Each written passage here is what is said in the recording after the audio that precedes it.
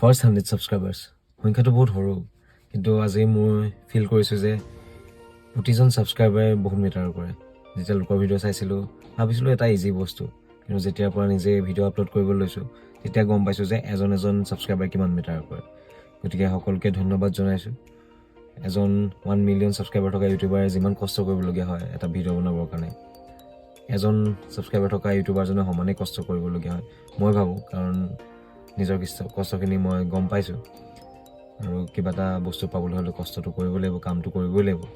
আৰু আপোনালোকে এনেদৰে সহায় কৰি যাব, ভিডিঅ'খিনি চাই যাব, আৰু যদি ভুল হৈছে মোক কমেণ্টত জনাব। গতিকে সকলোকে ধন্যবাদ জনাইছোঁ যাতে মোৰ ভিডিঅ'খিনি চাই যায়, ছাপোৰ্ট কৰি যায়। আৰু আপোনালোকে ছাপোৰ্ট থাকিলে এদিন 1 মিলিয়ন নিশ্চয় হ'ব, তেনেদৰে বাঢ়ি যাব ছাবস্ক্ৰাইবাৰ। আজি হৈছে 20 ফেব্ৰুৱাৰী, ভিডিঅ'টো হয়তো দিওঁতে 2-3 দিন দেৰি হ'ব পাৰে। আজি মোৰ বাৰ্থডে।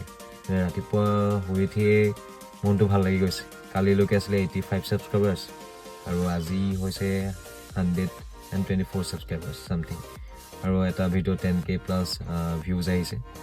গতিকে মোৰ বাবে বহুত আনন্দৰ কথা। আজি বহুত হেপী হৈ আছোঁ আপোনালোকৰ কাৰণে, আপোনালোকে মোক হেপী কৰিছে। আৰু ইয়াতকৈ ডাঙৰ বাৰ্থডে গিফ্ট একো হ'ব নোৱাৰে মোৰ কাৰণে। এয়া ভিডিঅ'খিনি চাই ল'ব। Thank U.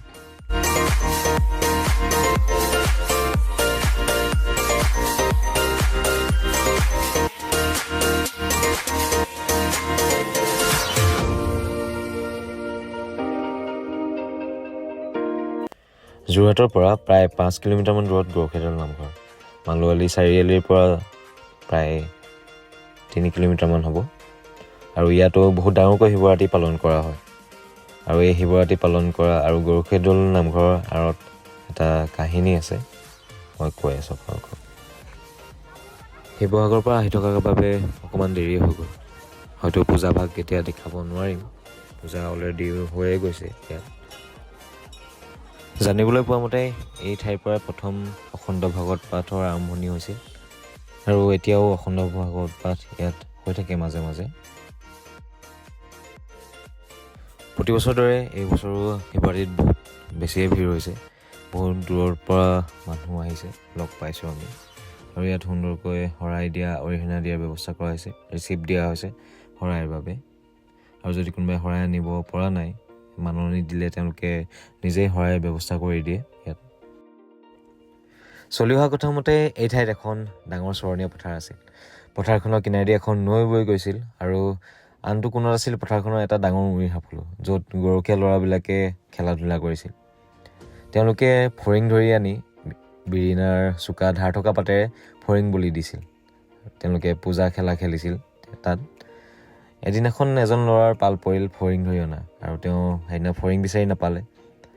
আৰু তেওঁৰ ওপৰত আন এজন ল'ৰাই ৰজা হৈ বিচাৰ কৰিলে যে ফৰিং বলি দিব নোৱাৰিলে কি হ'ল, তেওঁকে বলি দিয়া হ'ব। গতিকে কথামতে কাম হ'ল, তেওঁক ধৰি আনি ইকৰাৰ চোকা পাতেৰে বলি দিয়া হ'ল। আৰু সঁচাকৈ ধেমালিত খেলোঁতে তেওঁৰ ডিঙি কাট খাই সৰি পৰিল। আৰু মানুহে তেতিয়াৰ পৰাই এডোখৰ কালিকা লগা জেগা হিচাপে এই জেগাডোখৰক পূজা কৰি আহিছে, মানি আহিছে। আৰু আপোনালোকে দেখা পাইছে য'ত ৰঙা কাপোৰে ঢাকি ৰখা হৈছে, এয়াই হৈছে সেই উই সাফলো ভাগ, য'ত পূজা অৰ্চনা কৰা হয়। আমি গৈ পাওঁতেই পূজা শেষ হ'ল, আৰু আমি নিৰ্মালি আৰু শান্তি পানী ল'বলৈ পালোঁ। ইয়াত এনেদৰে কাঁহৰ পাত্ৰত শান্তি পানী লৈ কলপাতেৰে সকলোৰে গালৈ ছটিয়াই দিয়া হয়, আৰু ঠিক তেনেদৰে নিৰ্মালিও দিয়া হয়। ইয়াত হাতে হাতে নিৰ্মালি দিয়া নহয়।